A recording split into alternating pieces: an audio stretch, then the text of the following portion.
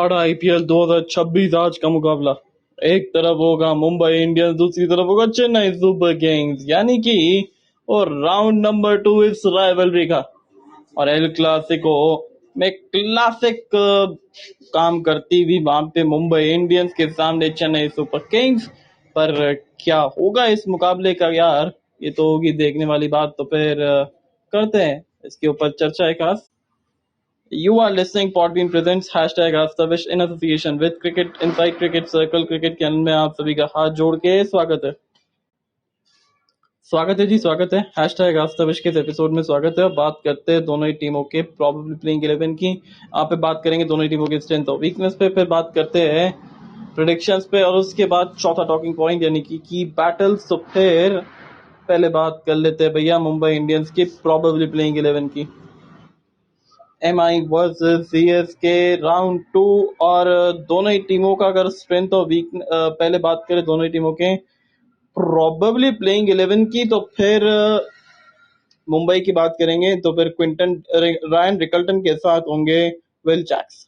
Number 3 पे सूर्य, 4 पे तिलक, 5 पे हार्दिक, 6 पे युवा नहीं सॉरी वेट 4 पे नमन आ जाएंगे, 5 पे तिलक हो जाएंगे, 6 पे हार्दिक हो जाएंगे, 7 नंबर पे यू गॉट whom what अरे यार क्या हो सकता है इस टीम का 11।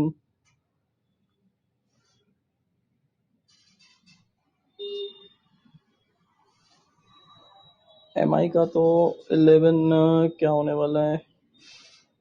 हाँ, तो Ryan Rickelton, Will Jacks, number 3 पे नमन, 4 पे सूर्य, 5 पे तिलक, 6 पे हार्दिक, 7 पे robin mince, right.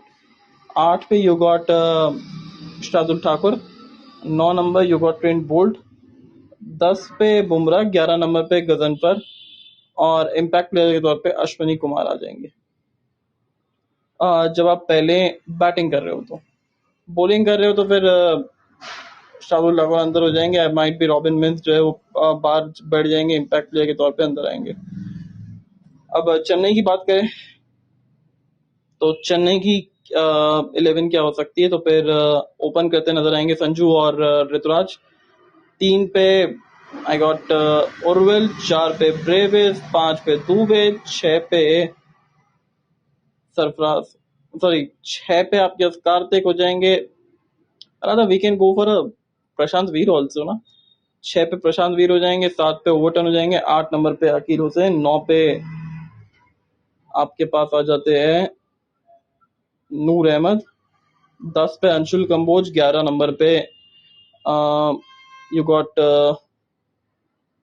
Spencer Johnson, क्योंकि वो फिट है। अगर वो फिट है तो फिर अवेलेबल भी हो सकते हैं। और इम्पैक्ट प्लेयर के तौर पे चेन्नई है, इतना स्विंग मिलेगा नहीं, तो मुकेश सॉरी आकाश माधवाल जो कि चेन्नई का हिस्सा बने, तो फिर वो आ सकते हैं इस टीम के अंदर। तो मुझे ऐसा लगता है बाकी टीम ये अच्छी नजर आ रही है किस तरीके से।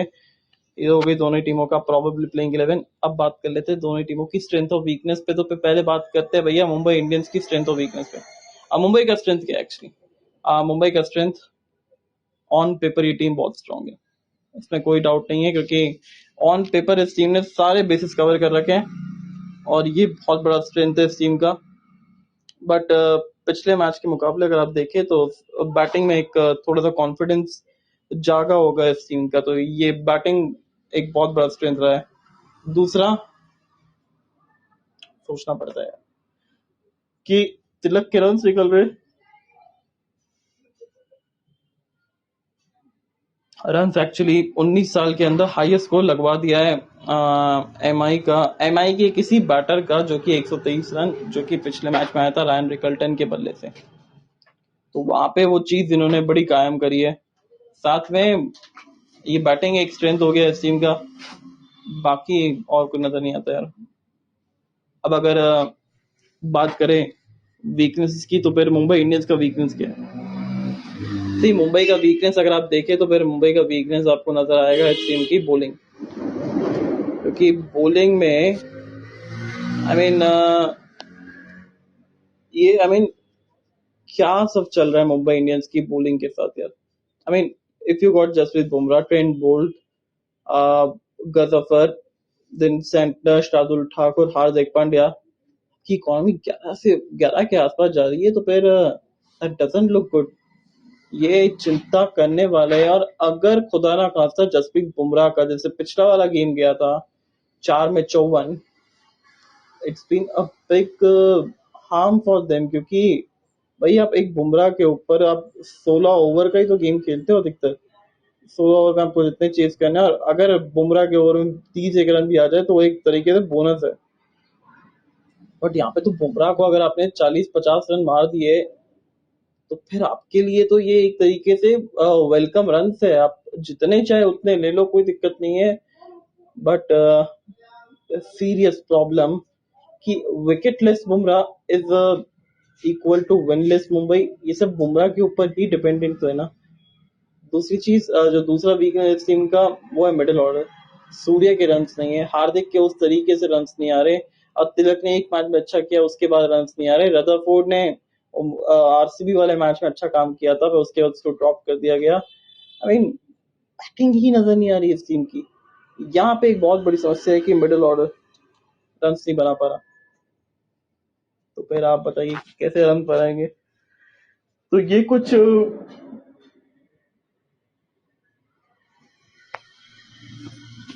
वीकनेस हो गई इस टीम की। अब बात करते हैं थोड़ा सा स्ट्रेंथ की चेन्नई सुपर किंग्स की, और वीकनेस की चेन्नई सुपर किंग्स की। स्ट्रेंथ की बात कर लेते हैं चेन्नई की। इस टीम की batting I mean absolutely top class चल रही है। संजू ऋतुराज दोनों फॉर्म में। संजू के रन आ रहे हैं, ऋतुराज गायकवाड़ का भी रन लग गए फाइनली गुजरात वाले मैच में। फिर उसके बाद आपके जो मिडिल ऑर्डर में जो ब्रेविस है आपके पास, you got Dube, you got Prashant Veer, बहुत सारे लोग हैं, जिमी ओवर्टन, अकील हुसैन, इन सबके रन आए हैं। आई मीन प्रशांत वीर ने अपना कंट्रीब्यूशन किया एक मैच में 47 या 42 रन का आरसीबी के अगेंस्ट। उसके बाद उनको इतने मौके नहीं मिले प्रशांत। और पिछले मैच में कार्तिक शर्मा ने अच्छा कंट्रीब्यूशन किया था। पिछले मैच में जिमी ओवर्टन ने भी कंट्रीब्यूशन किया था। ये टीम की स्ट्रेंथ है कि बैटिंग अब रिदम में आ रही है, और सी टाइम लगेगा इस टीम को, इसमें कोई डाउट नहीं है। दूसरा स्ट्रेंथ इस टीम की बॉलिंग है। मतलब आप चाहे स्पिन को देख लो, चाहे तेज गेंदबाजी को देख लो, एक छोर से स्पिन अकील हुसैन जो नया गेंद डालते, ड्रिफ्ट करवाते, टर्न करवाते और विकेट लेते हैं। दूसरे छोर से नई गेंद के आपके पास you got Mukesh Choudhary, you got Anshul Kamboj also in the middle, now you got Akash Madhwal. तो फिर ये टीम सडनली अगर आप देखें तो काफी अच्छा परफॉर्मेंस कर रही है। तीसरा स्ट्रेंथ इस टीम का क्या है? Fielding. You got Sarfraz Khan as a fielder at point. You got safe fielder Ruturaj Gaikwad, safe fielder Sanju Samson.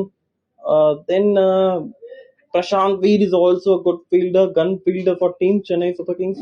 Jamie Overton as well. तो सडनली ये चीजें आपके लिए बहुत फायदेमंद रहती है। अब वीकनेस के ऊपर बात कर लेते हैं। देखो टीम अच्छी है, टीम यंग है, तो टाइम लगेगा सीखने में, सीख रही है, कोई दिक्कत नहीं है। पर अब वीकनेस कहाँ आती है इस टीम की? देखो वीकनेस आती है इस टीम की डॉट बॉल्स में। डॉट बॉल्स परसेंटेज बहुत ज्यादा होती है जहाँ पे गेंद ज्यादा फंस रहा है। पिछले मैच में ऑलमोस्ट 60 डॉट गेंदें खेली थी। That means nearly about 10 over, half way of the innings आपने सिर्फ डॉट बॉल्स खेली थी। इसका दबाव पड़ा था। विकेट मानते चैलेंजिंग था, पर चैलेंजिंग विकेट्स पे आप सिर्फ ट्राई करिए सिंगल डबल्स लेने का। जब सेट हो जाए उसके बाद फिर आप बड़ी इनिंग्स को बिल्डअप करने का। आप 10 ओवर के अंदर 60 रन है, कोई डाउट नहीं है, क्योंकि आप रन बॉल चल रहे हो। उसके बाद आप बचे हुए अपने 10 ओवर्स के अंदर एक्सेलरेट करके विकेट्स इन हैंड है और सब कुछ कर सकते हैं। तो फिर वो स्ट्रेटेजी होनी चाहिए थी, पर वो दिखी नहीं है। थोड़ी सी इमेच्योरिटी सी नजर आई इवन संजू सैमसन की, क्योंकि हालांकि इनकी गलती नहीं है कि नया गेंद पे आप मारना चाहते हो, नई गेंद पे आप मार लो अगर कंडीशंस आपको अप्रूव कर रही है। बट ये वीकनेस, दूसरा वीकनेस मेरे को लगता है कि इस टीम के पास ना अभी भी वो जो X factor M S Dhoni हुआ करते थे उसको मिस करेंगे नहीं यार।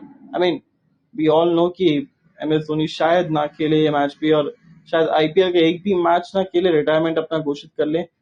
But they need to think about to how to win without Dhoni. तो धोनी फैक्टर को हटाना पड़ेगा, ऑल्दो इतना आसान नहीं है हटाना। बहुत बड़े मैच विनर रहे हैं ये, पर फिर भी they need to learn that how to win without M S Dhoni. वो काम करके दिखाया है, तो फिर ये एक वीकनेस को सॉल्व करना पड़ेगा। बाकी और कुछ वीकनेस नजर आती नहीं है। Death bowling is absolutely perfect. Anshul Kamboj in the death, as well as Jamie Overton. You got option on Noor Ahmed also, तो फिर और आकाश मालवाल भी तो आ गए ना, जो मिडिल ओवर्स में वो संभाल लेंगे गेम को, तो फिर super well done Chennai super Kings. अब बात कर लेते प्रिडिक्शंस के ऊपर, और 3 दिन से 3 प्रिडिक्शन सही जा रही है। Well done, thank you so much. I mean MI SRH गई थी, आरसीबी और डीसी वाली, सॉरी आरसीबी और जीटी वाली गई थी, हमें जीटी कहा था हमने।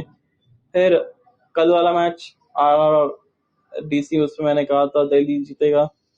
तो प्रेडिक्शन तो ऊपर वाले की कृपा चल रही है अभी हाथ में, तो फिर जब तक चलती चलने दो। आज चेन्नई और मुंबई का है, तो फिर जो टीम टॉस जीतेगी पहले भैया बैटिंग करेगी।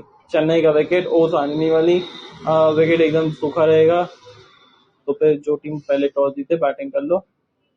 दूसरा 170 से 190 का विकेट है ये, 200 आप मानने जाओगे शायद आप 170 भी ना पहुंच पाओ। अगर 170-80 के लिए देखोगे तो 200 प्लस बन सकते हैं। कंडीशंस को अडेप्ट करना जरूरी है।